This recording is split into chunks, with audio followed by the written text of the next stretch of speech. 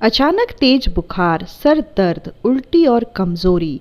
ये लक्षण वैसे तो साधारण फ्लू या ठंड के हो सकते हैं, परंतु इसकी अनदेखी आपको गंभीर स्वास्थ्य समस्या में डाल सकती है। मालूम हो कि हाल ही में कोलकाता में उस समय हड़कंप मच गया जब ऐसे ही कुछ लक्षण बंगाल की 2 महिला नर्सों में अचानक उभर आए। बता दें, उनकी जांच के बाद जो सच आया वो डराने वाला है। जी हाँ, कुछ सालों पहले कोरोना ने अपना तांडव दिखाया था, जिसे हम भूले नहीं हैं। खाली सड़कें और अस्पतालों की भीड़, बीमार पड़ती जनता और अपनों को खो चुके लोग।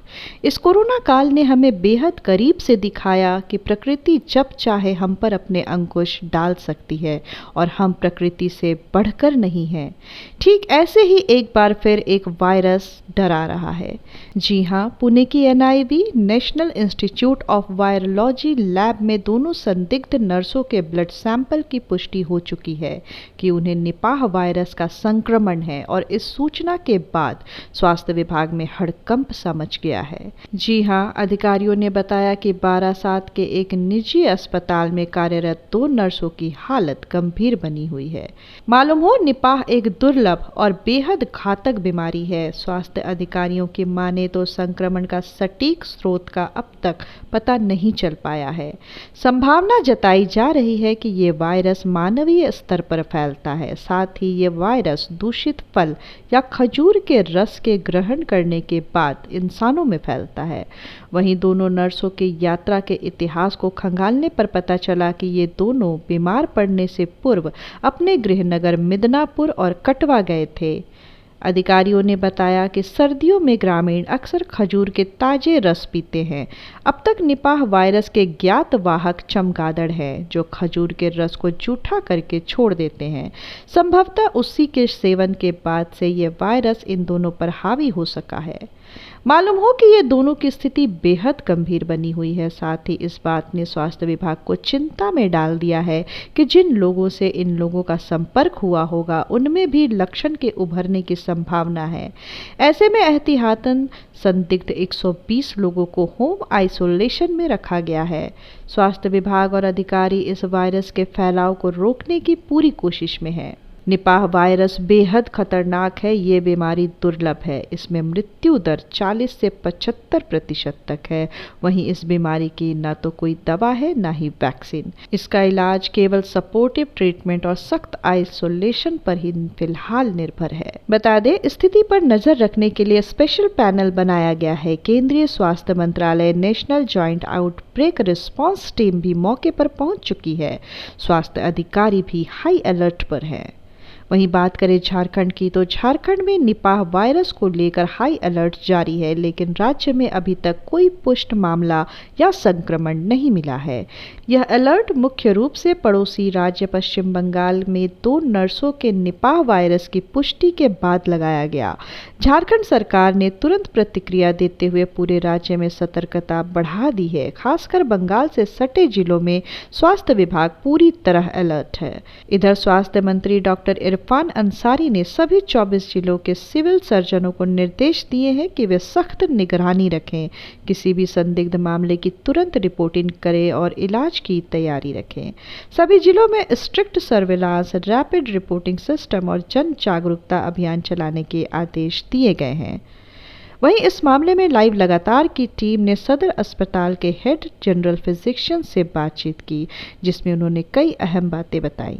बताते चलिए, झारखंड में अभी कोई संक्रमित व्यक्ति या मौत की खबर नहीं है। यह सिर्फ प्रिवेंटिव मेजर्स और हाई अलर्ट मोड है, क्योंकि बंगाल में मामला सामने आया है और दोनों राज्य सटे हुए हैं। वहीं स्वास्थ्य विभाग का कहना है कि यदि कोई संदिग्ध लक्षण दिखे तो तुरंत नजदीकी स्वास्थ्य केंद्र या डॉक्टर से संपर्क करें। सरकार द्वारा स्थिति पर नजर रखी जा रही है। सतर्क रहें, लेकिन घबराए नहीं। बताइए सर, निपाह वायरस जो है वो काफ़ी अभी ज़्यादा फैल रहा है। जो बंगाल में 2 नर्स भी यहाँ पे संक्रमित पाई गई हैं। निपाह वायरस एक डेडली वायरस है। होने के बाद इसका मोर्टेलिटी रेट बहुत ज़्यादा है, और एक बार होने के बाद बहुत ज़्यादा डेफिनेट ट्रीटमेंट तो नहीं है। इसका मेन तो है प्रिकॉशन ही लेना। और जनरली ये वायरस जो है कि फ्रूट्स पर जो डिपेंडेंट, जैसे कि बैट्स हुआ, चमगादड़ जिसको, वो उससे फैलता है, या जो फल गिरा हुआ है पिग्स लोग खाते हैं उसके चलते हैं। तो ये मेनली सलाइवा से फैलता है और काफ़ी डेडली वायरस है। सर इससे निपटने के क्या क्या उपाय हैं? इससे निपटने का है कि जैसे जिस तरह का जैसे जो भी फ्रूट्स का डिपेंडेंट है, जैसे फल है, बैट्स उसको आधा खाया हुआ उस तरह का फ्रूट्स को सेवन नहीं करना चाहिए। ये मेनली बैट्स से भी आदमी में है, तो आदमी से भी आदमी में फैलने का चांसेस रहता है। तो अगर उस तरह का कोई केसेज है तो उसको आइसोलेट करना पड़ता है, जैसे कोरोना का करते थे उसी तरह से ये भी इस तरह से भी प्रिकॉशन लेना पड़ता है। मतलब इस वायरस से कितने दिन में निपटा जा सकता है? वायरस है एक्चुअली एक बार होने के बाद उसको तो आइसोलेट करना ही है जिसको हो गया है, और साथ में जो कांटेक्ट ट्रेसिंग है वो कांटेक्ट ट्रेसिंग भी करना पड़ता है, और जो भी कांटेक्ट में उसके है उसको आइसोलेट करना पड़ेगा, और ये काफ़ी टाइम लगता है इसमें। मतलब जो भी उनके संक्रमण में आए हैं लोग, उनको भी आइसोलेट करना पड़ेगा उनको। क्या ये कोरोना की तरह मतलब बहुत ज्यादा ही लोगों में फैलता है? उस तरह का तो नहीं है कि सांस से भी फैल जाएगा, तो जो क्लोज कांटेक्ट में उसके हैं उसको होने का ज़्यादा चांसेज है, या जो मेडिकल क्षेत्र में है अगर उस तरह के कोई पेशेंट आता है उसके संपर्क में आते हैं तो उसमें भी फैलने का चांसेस रहता है।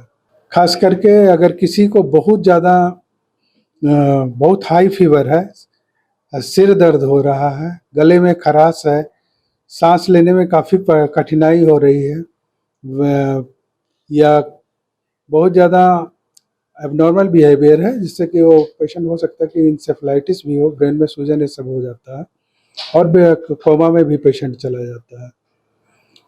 तो मेन इसका तो सिम्टोमेटिक ट्रीटमेंट है, और कुछ एंटीवायरल्स ड्रग है जैसे रिवावायरिन है, तो ये अभी एक्सपेरिमेंटल है ये, लेकिन चला है। जैसे केरल में हुआ था तो बहुत सारा पेशेंट को एंटीवायरल चला था तो उसमें काफ़ी फ़ायदा हुआ था, लेकिन एक डिफिनिट ट्रीटमेंट नहीं कर सकते हैं।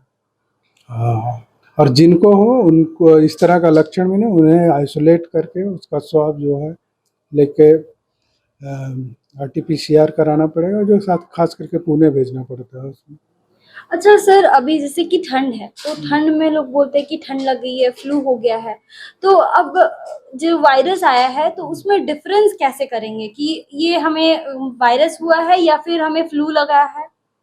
इसमें बहुत हाई फीवर आता है और इंटेंस हेडेक होगा, बहुत तेज दर्द होगा, सांस लेने में ब्रीदिंग प्रॉब्लम होता है। जनरल में तो वायरस में उस तरह का ब्रीदिंग नहीं हुआ, सांस लेने में काफ़ी डिफ़िकल्टी होती है, और पेशेंट कंफ्यूज्ड टाइप का रहेगा, और हो सकता है कि कोमा में भी चला जाए।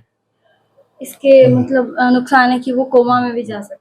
हाँ, अच्छा सर, इंसेफेलाइटिस होने का चांसेस रहता है। जी। अच्छा सर, ये बताइए कि जैसे कोरोना वायरस लॉकडाउन लगा गया था, तो अब क्या ये वायरस भी इतना ज़्यादा फैल जाएगा कि ये लॉकडाउन तक लगा सकता है? नहीं, वैसी सिचुएशन नहीं है, वैसी सिचुएशन नहीं है। खास करके बहुत ज़्यादा ये पेंडेमिक नहीं है, एंडेमिक ही ज़्यादा होता है, जैसे केरल में हुआ या फिर बंगाल में हुआ। खास पर्टिकुलर एरिया में अगर उस समय पर उसका आइसोलेट किया जाए पेशेंट को तो उस तरह का नौबत नहीं आएगा। 120 से ज़्यादा लोग संक्रमित हो चुके हैं अभी तक। इस पे क्या कहना है? ये तो काफ़ी संख्या है, और उसमें बहुत ज़्यादा प्रिकॉशन रखना पड़ेगा। क्या-क्या प्रिकॉशंस हैं जो लोगों को लेनी चाहिए? मेनली इस तरह का अगर किसी का लक्षण है तो उसको तुरंत आइसोलेट करना पड़ेगा, ठीक है, और उनके आए हुए कांटेक्ट में जो भी उसके कांटेक्ट में आए हैं उनको भी आइसोलेट करना पड़ेगा। अच्छा सर, इससे कैसे बचा जा सकता है कि आपको वायरस ना लगे? वायरस में उनके कांटेक्ट में नहीं आए, जो जैसे कि कोई भी फल है और वो किसी फ्रूट्स खाया हुआ है, जैसे हो सकता है कि बैट्स ही खाया हो, बैट्स जनरली फ्रूट्स ही डिपेंडेंट रहता है, उस तरह का फ्रूट्स को नहीं लें। पिग्स का मीट ये सब जो लोग खाते हैं वो सब भी थोड़ा सा प्रिकॉशन लेना, नहीं खाना चाहिए। जी। नए अपडेट्स के लिए बने रहिए हमारे साथ। धन्यवाद। लाइव लगातार के वीडियो को लाइक करें, सब्सक्राइब करें और बेल आइकन को दबाना न भूलें।